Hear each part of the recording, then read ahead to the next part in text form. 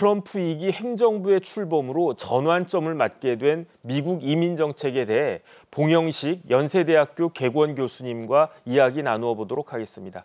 교수님 안녕하셨습니까? 네, 안녕하십니까? 네. 그 반이민 정책이 트럼프 2.0 행정부의 최우선 정책이 될 것이다. 이렇게 예상되고 있죠. 네, 그렇습니다.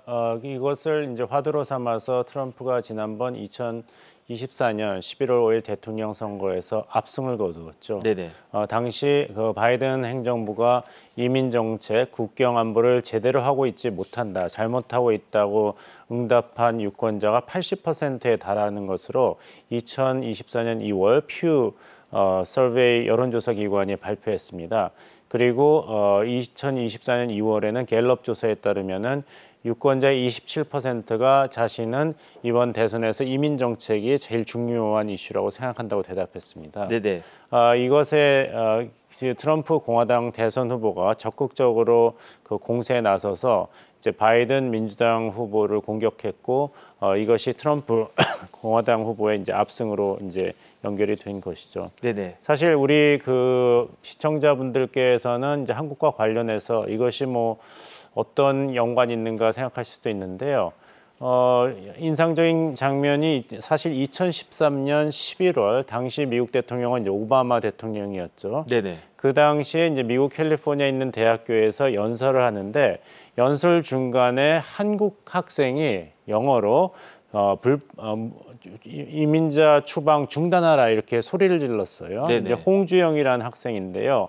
11살 때 서류가 갖춰지지 않은 불법 이민자인 어머니를 따라서 미국에 왔다가 당시에 이제 오바마 행정부는 그래도 이민자에 대해서는 이제 관대한 정책을 취했지 않습니까? 네네. 그래서 다카라는 정책이 있었습니다. 뭐냐면 청소년 추방 유예 프로그램의 약자입니다. Deferred Action for Childhood Arrival. 그러니까 불법 이민으로 온 부모랑 같이 미국에 와서 그 부모가 추방이 되더라도 그 어린아이들은 죄가 없으니까 네네. 그 교육과 생활을 계속할수록 그 청소년 추방을 유예하는 프로그램입니다. 그래서 약 80만 명이 혜택을 받았는데 그 소리를 지른 홍주영 학생도 사실 그 서류미비 어머니랑 미국에 왔다가 계속 미국의 대학생으로 재학을 하고 있었던 것이죠. 네네. 하지만 이제 부모랑 자기가 이제 생이별을 하게 됐으니까 당시 연설을 하는 오바마 대통령한테 추방을 중단하라 소리를 지르다가 소위 우리가 얘기하는 경호원이 입틀막을 하려고 갔는데 네네. 오바마 대통령이 괜찮다 가만히 있으라 그러고 그 학생과 대화를 했죠. 그래서 그 학생은 당신은 미국의 대통령이니까 행정명령을 해서 우리 부모와 같은 사람을 다시 미국에 들여오면 된다. 문제 해결이 간단하다 얘기했는데 오바마 대통령은 우리는 민주주의 제도에서 살고 있기 때문에 나도 그렇게 하고 싶은 의도가 있지만 민주주의를 제대로 실천하고 행사하려면은 의회를 통해야 된다. 네네. 그래서 굉장히 어렵겠지만 우리는 이런 민주적인 법 절차를 지켜야 된다고 이야기해서 굉장히 이제 칭찬을 받은 적이 있죠. 네네. 그리고 TPS라는 프로그램도 오바마 행정부 때 했는데요. 자연재해, 내전, 기타 비상 상황을 이유로 하는 귀국하는 게 안전하지 않거나 불가능한 특정 국가 출신 이민자들에게 미국에서 임시 거주하고 또 노동을 할 수 있는 허가를 제공하는 프로그램입니다. 그러니까 아시겠습니다만 이렇게 굉장히 관대한 정책을 했는데 네. 결국에는 계속 공격을 받았죠. 이런 불법 이민자들을 그냥 수용하면은 우리 블루칼라 미국 노동자들의 일자리가 줄어들고 우리의 세금 혜택이 그 사람들한테 돌아간다. 이런 얘기를 했기 때문에 트럼프는 당선된 1기 때부터 2017년부터 내가 당선이 되면은 우리의 국경을 안전하게 하고 불법 이민자를 추방하겠다고 공약을 했죠. 네네. 근데 트럼프라는 이제 인물은 아까 민 교수님께서 계속 강조하셨습니다만 이야기하는 것은 거칠지만 꼭 지키는 정치 지도자 아니겠습니까? 네. 그래서 1기 때 당선이 되자마자 대통령령을 선포해가지고 1월 30일에 행정명령 13769호에 따라서 외국 테러리스트의 미국 입국으로부터 나라를 지키기 위한 행정명령을 발표해서 이 7개국 무슬람 국가들의 사람들이 90일간 미국에 입국하는 것을 금지했고 난민의 미국 입국 금지를 120일 동안 했습니다. 네네. 그래서 이 행정명령 13769호가 이제 만기가 되자 다시 새로운 행정명령을 발표합니다. 13780호를 발표해서 이번엔 이 무슬람 국가에 더해서 이라크까지 추가하고 그 다음에는 9645호를 발표해서 북한, 차드, 베네수엘라까지 그 대통령 포고에 추가를 했거든요. 그런 식으로 해서 바이든 대통령이 이거는 안 된다고 취소를 했다가 이번에 트럼프가 2기에 당선이 되고 나니까 다시 내가 1기 때 다 하지 못했던 것을 새로 하겠다 그래서 네네. 이번에 취임하고 33시간 만에 이 불법 이주민 460명을 체포했죠. 네네. 어쨌든 취임 연설에서 이민과 관련해서 어떤 이야기를 했는지 함께 들어보고 이야기 나누어 보도록 하겠습니다. Today I will sign a series of historic executive orders. With these actions, we will begin the complete restoration of America and the revolution of common sense. It's all about common sense. First, I will declare a national emergency at our southern border. All illegal entry will immediately be halted, and we will begin the process of returning millions and millions of criminal aliens back to the places from which they came. We will reinstate my Remain in Mexico policy. I will end the practice of catch and release. And I will send troops to the southern border to repel the disastrous invasion of our country. 역시나 가장 먼저 언급을 했네요. 그런데 트럼프 대통령이 취임식 마친 다음에 지지자들이 막 몰려있는 경기장을 찾아갔는데 마치 무대 그 퍼포먼스 하듯이 무대 한편에 책상에 앉아가지고 행정명령에 막 그 사인을 했어요. 그런데 당연히 자랑하고 펜도 던졌잖아요. 네네. 그 행정명령에 불법 이민 관련된 그런 내용들도 있었겠네요. 예, 그렇습니다. 포고령 1호라고 봐야겠죠. 네네.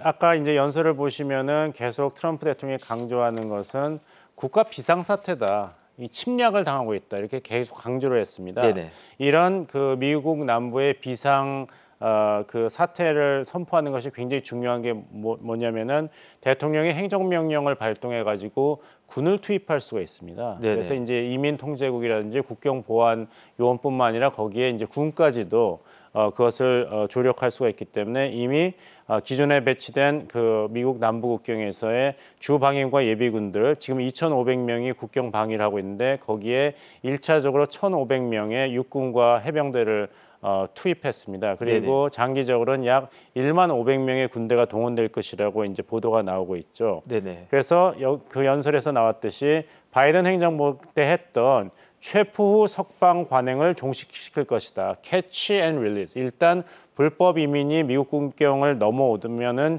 체포를 하지만 체포한 후에 다시 멕시코라든지 이 불법 이민자들이 온 나라도 돌려보내는 이런 정책을 자기는 중단시킬 것이고 네네. 이 사람들이 미국 국경에 접근하거나 미국 국경을 넘기 전에 이걸 막겠다는 것입니다. 네네. 그래서 멕시코에서 오는 불법 이민자들은 멕시코 잔류를 하게 되는 미국 국경을 넘어오지 못하는 정책을 취하겠다. 이것이 내가 생각하는 상식에 기반한 우리의 국경 안보다 이런 얘기를 강조하고 있습니다. 네네. 그러면 어쨌든 오늘이 그 트럼프가 취임한 지 딱 사흘째 되는 날인데 그런데 벌써부터 어마어마한 속도로 일이 진행되고 있는 것 같아요.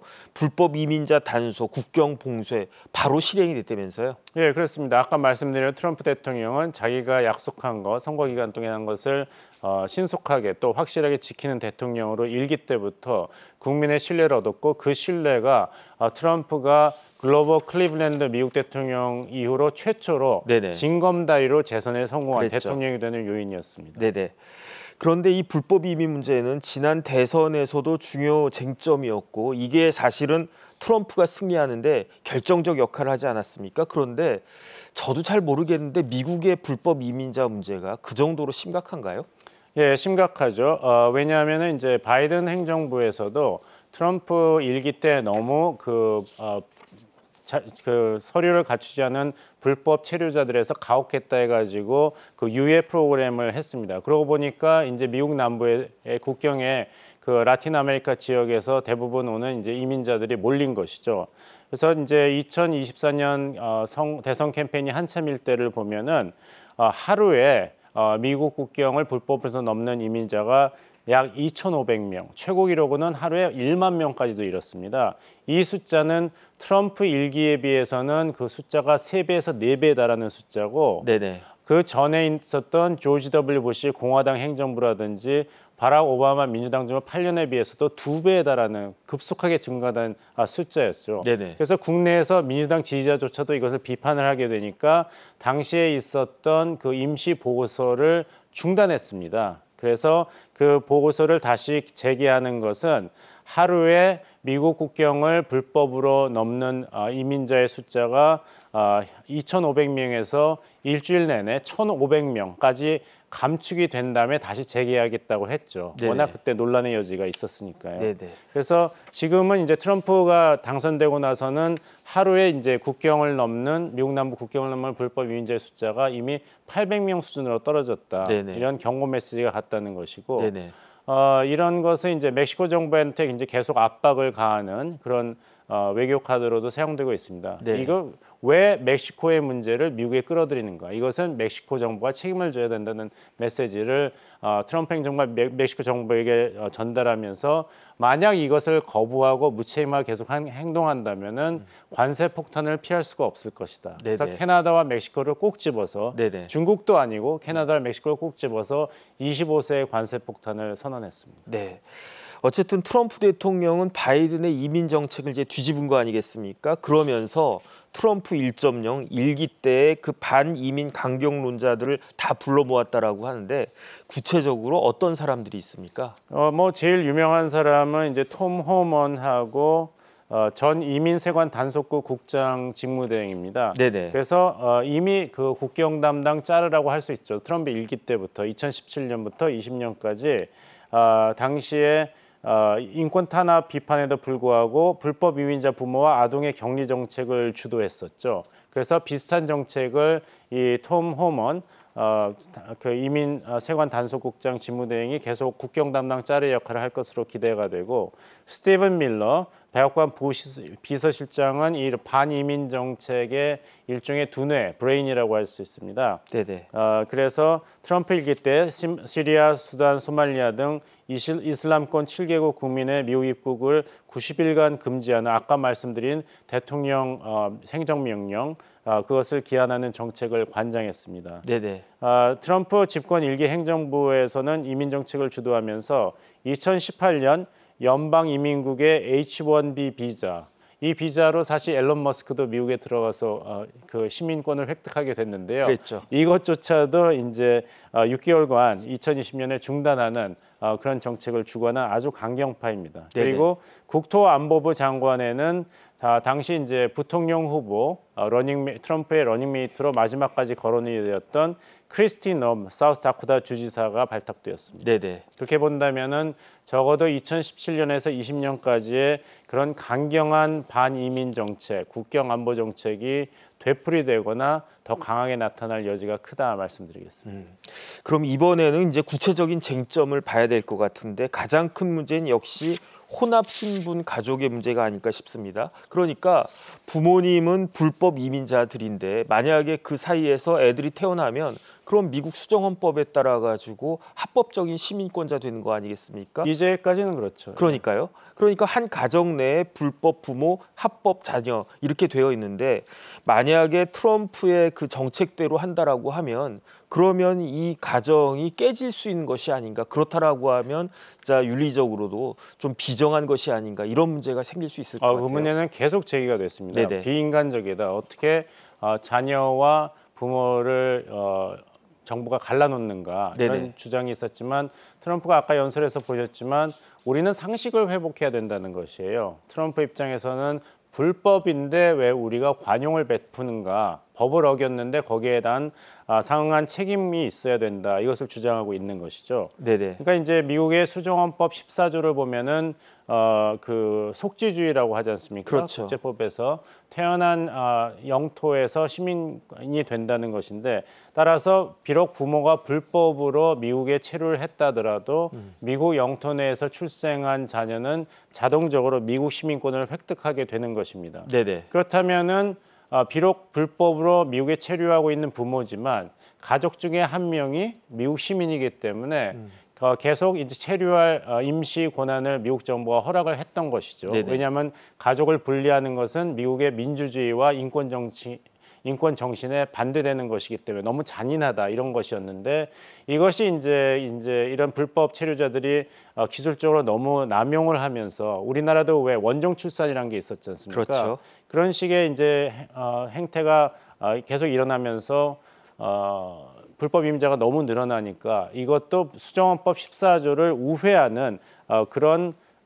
정책이 필요하다. 따라서 그 가족을 분리하되 이 자녀들은 미국 시민권자이기 때문에 부모는 불법 체류자이기 때문에 추방을 하지만 자녀들은 미국 보건복지부가 운영하는 별도의 시설로 보내주거나 아니면 다른 가족의 구성원이나 위탁 가정에 보내주는 이런 것이 대안으로 이야기는 되는데요. 네네. 사실 굉장히 이건 비인간적인 처사이기 때문에 네. 앞으로 이 수정헌법 제14조를 어떻게 정책에 반영하는가에 대해서는 의회뿐만 아니라 대법원에서도 이제 판결이 나올 것으로 예상이 됩니다. 그래서 제가 수정헌법 14조 1항 다시 한번 찾아봤거든요. 예. 어떻게 되어 있냐면 All persons born in the U.S. are citizens of the United States 이렇게 되어 있단 말이에요. 예. 이게 헌법인데 개별 법률도 아니고 그다음에 그 다음 조항은 미국 시민권을 박탈할 법을 제정할 수 없다 이렇게 되어 있는데 도대체 트럼프 대통령은 이런 헌법상의 권리를 어떻게 막겠다는 겁니까? 그렇죠. 그 출생 시민권이라고 그러죠. 네네. birthright citizenship이라고 이제 나오는데요. 그것을 이제 대법원에서 어떻게 판결할 건가는 이제 1863년도에 이거는 합법이라고 이야기가 됐어요. 네네. 그렇다면 이제 트럼프 정부는 어떻게 할 것인가? 첫 번째는 의회에서 헌법을 개정하거나 다시 수정헌법을 추가하면 되지만 그것은 사실상 현실 가능성이 높지 않습니다. 그렇다면 어떻게 되는가? 그 트럼프 행정부에서 이런 불법 이민으로 태어난 미국 자녀들에게 출생 시민권을 발급을 하지 않는 것입니다. 그러니까 서류가 없는 것이에요. 네네. 그러니까 권리는 있지만 정부가 권리를 반영하는 서류를 발급하지 않으면은 미국에서 체류하거나 생활하거나 직장을 잡기가 어렵기 때문에 불법 이민, 불법 체류의 문제를 해소할 수 있다. 이런 식으로 우회 전략으로 나올 것으로 예상이 되는데 이것 또한 미국 시민의 기본적인 시민적 권리를 박탈한 것이라는 논란의 여지가 충분히 있습니다. 네네. 그런데 이민자들 중에 불법 이민자가 뭐 많이 있다라고는 하지만 그 사람들이 다 무슨 뭐 마약이나 깽단이나 이런 범죄자들은 아니지 않습니까? 아니죠. 대부분의 사람들은 미국에 살고 있는 하나의 구성원인데 이런 사람들을 일시에 다 추방하게 되면 경제적으로 사회적으로 파장도 만만치 않을 것 같아요. 예, 그렇습니다. 사실 뭐 1,100만 명 이상을 네네. 트럼프가 집권 4년 동안에 추방할 것이다. 이런 목표를 세우고 있다는 언론 보도가 나오고 있는데 또 이제 경제학자들이 만약 그것이 실현됐을 경우에는 이제 값싼 노동력이라든지 이런 그런 이민자들이 내는 세수가 확 줄어들게 됩니다. 네네. 그렇다면은 다시 트럼프 당선의 가장 큰 요인 중에 하나였던 살인적인 인플레이션이 재발될 위험이 있는 것이죠. 그렇죠. 그러니까 트럼프 대통령이 이 점을 잘 알고 있기 때문에 그런 식으로 불법 체류자 추방을 실제로 하기는 어렵지 않겠냐는 조심스러운 전망이 나오고 있습니다. 네네. 만약 이것이 다 정책으로 실현이 된다면은 미국 경제에 큰 타격이 있어서 2008년에 기억하시겠지만 미국 경제가 서프라임 모기지 위기로 휘청했지 않습니까? 네네. 그때와 비슷한 경제 위기가 올 것이고 트럼프 2기가 바이든 행정부 때처럼 살인적인 물가고 현상이 발생할 것이기 때문에 네네. 트럼프가 오히려 제2의 바이든으로 희생이 될 수 있기 때문에 그렇게까지 극단으로 가지는 않을 것이다. 문제는 불법 이민을 최소화하면서 합법적인 미국 경제에 직접적이고 중대한 기여를 할 수 있는 고급 인재의 그런 이민은 계속 유지하는 것이 미국이 장기적으로 성장하는 건데 큰 중요한 요소다 이런 얘기가 계속 나오고 있습니다. 네. 지금 교수님 말씀하신 대로 막상 실행하려고 보니까 여러 가지 어려운 점들도 있을 것 같은데 그렇다면 이러한 트럼프의 이민 정책은 어느 정도까지 이행될 수 있을까요? 일단 중요한 것은 앞으로 2년 후에 2026년 11월에 중간 선거가 있습니다. 네. 상원의 3분의 1 그리고 하원 453명을 다 이제 선거로 선출하는 그런 중간 선거인데 네네. 역사상으로 중간 선거는 항상 현직 대통령과 집권당에 대한 이제 심판 선거 성격이 강하지 않습니까? 중간 평가죠. 그렇습니다. 네네. 그렇다면 2년 동안에 이제 트럼프가 선거 공약을 충실히 이행한다는 차원에서 강력하게 그 국경 보안 정책이라든지 불법 체류 추방 정책을 시도하겠지만 결국에 가서는 유권자들이 그 후과에 따른 평가를 할 것입니다. 중간 선거의 투표 행태로 그 다음에 트럼프 행정부와 공화당이 어떻게 반응할지를 이제 두고 봐야겠죠. 네네. 여러모로 이민자 가정에겐 우려스러운 트럼프 제2.0이 될 것 같습니다. 지금까지 봉영식 연세대학교 개구원 교수님이셨습니다. 교수님 감사합니다. 감사합니다.